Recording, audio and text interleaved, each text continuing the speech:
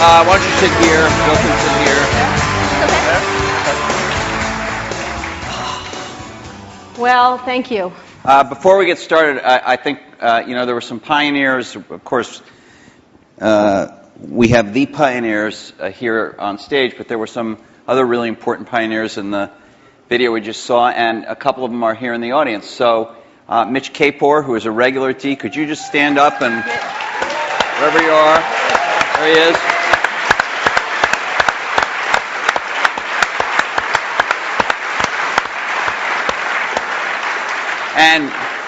And Fred Gibbons, who has not come to D before but is here tonight. Fred.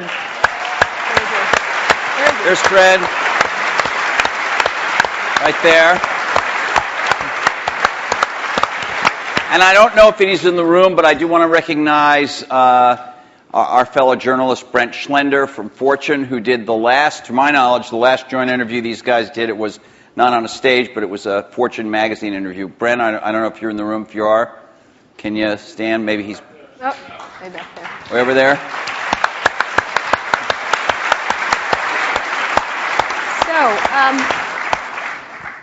So let's get started. I wanted to ask, there's been a lot of mano a mano catfight kind of thing in a lot of the blogs and the press and stuff like that. And we wanted to, the first question I kind of was interested in asking is what you think each has contributed to the computer and technology industry, starting with you, Steve, for Bill, and vice versa. Well, Bill built the first software company in the industry. And I think he built the first software company before anybody really in our industry knew what a software company was, except for these guys. And that was huge.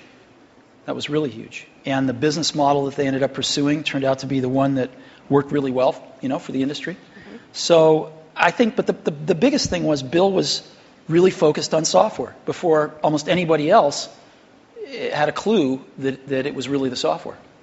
That's what I see. I mean, a lot of other things you could say, but that's the high order bit.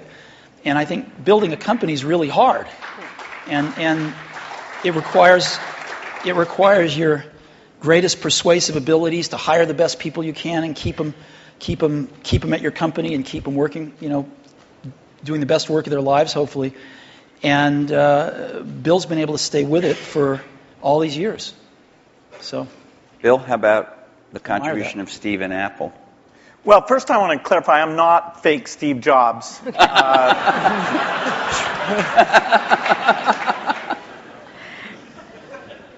What Steve's done is quite phenomenal. If you look back to 1977, that Apple II computer, the idea that it would be a mass market machine, the bet that was made there by Apple uniquely, there were other people with products, but the idea that this could be an incredible, empowering phenomena, Apple pursued that dream. Then one of the most fun things we did was the Macintosh, and that was so risky. People may not remember that Apple really bet the company.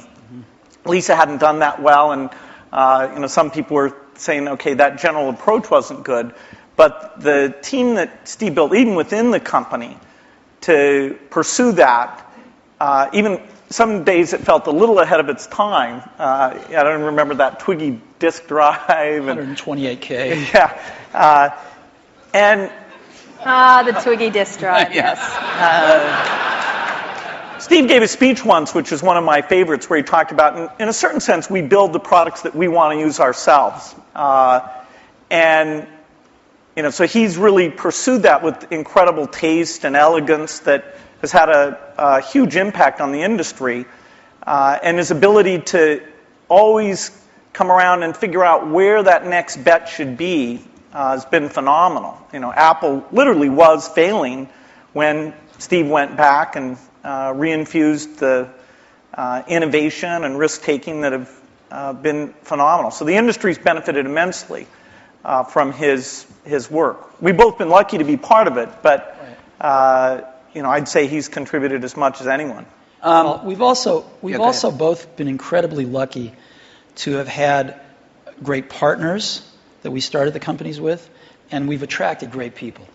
I mean, so everything that's been done at Microsoft and at Apple has been done by just remarkable people, none of which are sitting up here, today. Well, not us. Well, you're sort of the Not not us.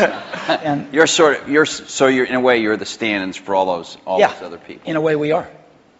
In a very tangible way.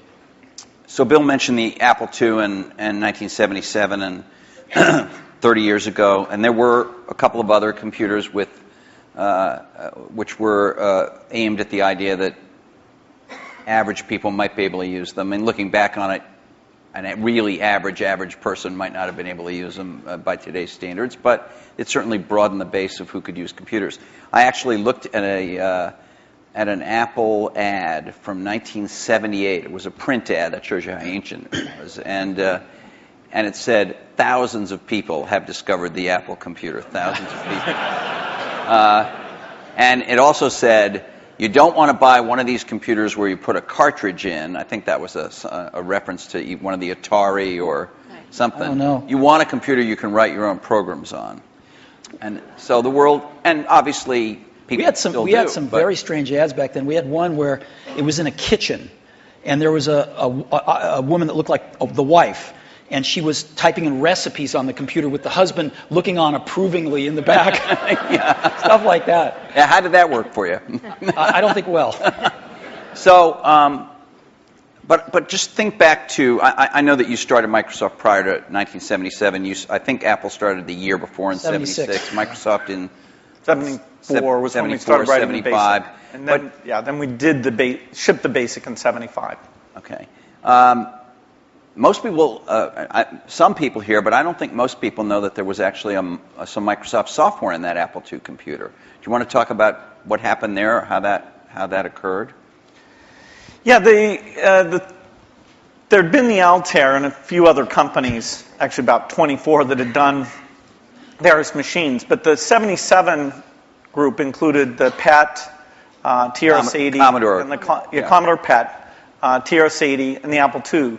The original Apple II BASIC, the integer BASIC, we had nothing to do with. But then there was a floating point one where, and I mostly worked with Woz on that.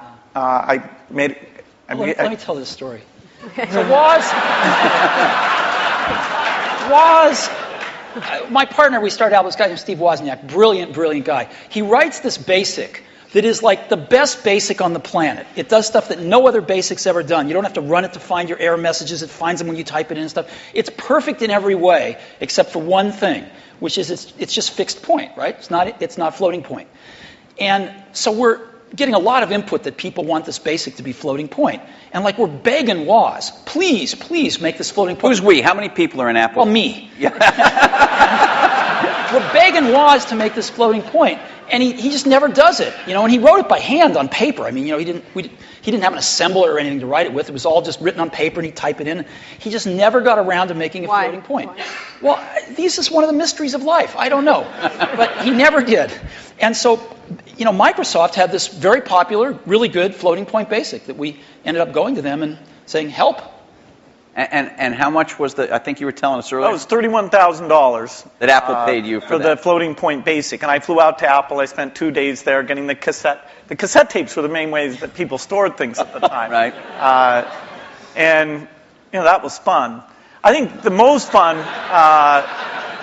is later when we worked together. Well, what was the most fun? Tell the story about the most fun that was later. And maybe later, not the most fun. Let him talk. Then. I'm teasing. Well, Steve can probably start it better. The team that was assembled there to do the Macintosh was a very committed team. And there was an equivalent team on our side that just got totally focused on this activity. Jeff Harber's, a lot of incredible people. And we really had bet our future because on the Macintosh being successful, and then hopefully graphics interface in general being successful, but first and foremost, the thing that would popularize that being the Macintosh. And so we were working together, the schedules were uncertain, the quality was uncertain, the price. When Steve first came up, it was going to be a lot cheaper computer than it ended up being, but that was fine. So you worked in both places, in both Well, we were in Seattle, and we fly down there. But Microsoft, if I remember correctly, from what I read, wasn't Microsoft one of the few companies that were allowed to even have a prototype of the Mac at the time? Well, what's interesting, what's hard to remember now, is that Microsoft wasn't in the applications business then. They took a big bet on the Mac because this is how they got into the apps business. I mean, Lotus dominated the apps business on the PC back then. Right. We had done just Multiplan, which was a hit on the Apple II. And then Mitch did an incredible job betting on the IBM PC. And 123 came in and, ruled that part of the business. So the question was, what was the next paradigm shift that would allow for an entry? WordPerfect, we had Word, but WordPerfect was by far the strongest in word processing, DBase, and database. And Word was that was a kind of a DOS, a text. All of these products I'm saying were DOS-based products. Because Windows wasn't in the picture at the time. Right. That's more in the early 90s that we get to that. And so we made this bet that the paradigm shift would be graphics interface, and in particular that the Macintosh would make that happen with 128K of memory, 22K of which was for the screen buffer, 14K was for the operating system. So it was 14K. Yeah, 14K. Yeah. The original Mac operating system was 14K. 14K that we had to have loaded when our software ran. So when the shell would come up, it had all the 128K. The OS was bigger than 14K. It was in the 20s somewhere. I see.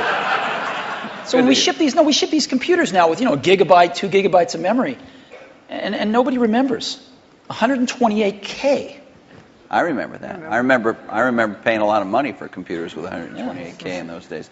So the two companies worked closely on the Mac project because you were maybe not the only, but the principal or one of the principal software creators for it, right? Is that right? Well, Apple did the Mac itself, but we got Bill and his team involved to write these applications. And we were doing a few apps ourselves. We did Mac Paint and Mac Draw and stuff like that. But Bill and his team did some great work. Now, in terms of moving forward, after you left and your company grew more and more strong, what did you think was going to happen to Apple after sort of the disasters that occurred after Steve left? Well, Apple's fate hung in the balance. We continued to do Macintosh software, and Excel, which Steve and I introduced together in New York City. That was kind of a fun event. That went on and did very well. But then, Apple just wasn't differentiating itself well enough from the higher volume platform. And meaning Windows, right? I mean, DOS and Windows. Okay, but especially Windows in the 90s began to take off. By 1995, Windows became popular. The big debate wasn't sort of Mac versus Windows. The big debate was character mode interface versus graphics mode interface. And when the 386 came and we got more memory and the speed was adequate and some development tools came along, that paradigm bet on GUI paid off for everybody who'd gotten in early and said, this is the way that's going to go. But Apple wasn't able to leverage its products. After the 512K Mac was done, the product line just didn't evolve as fast. Steve wasn't there as it needed to, and we were actually negotiating a deal to invest and make some commitments and things with Gil Amelio. And no, seriously. And Don't be mean. Don't be mean to him. I'm sorry? Just saying the word Gil Amelio, you can see him just. And so I was calling him up on the weekend and all this stuff, and next thing I knew, Steve called me up and said, "Don't worry about that negotiation with Gil Amelio. You can just talk to me now." And I said, "Wow." Gil was a nice guy, but he had a saying. He said, Apple is like a ship with a hole in the bottom, leaking water. And my job is to get the ship pointed in the right direction. Okay.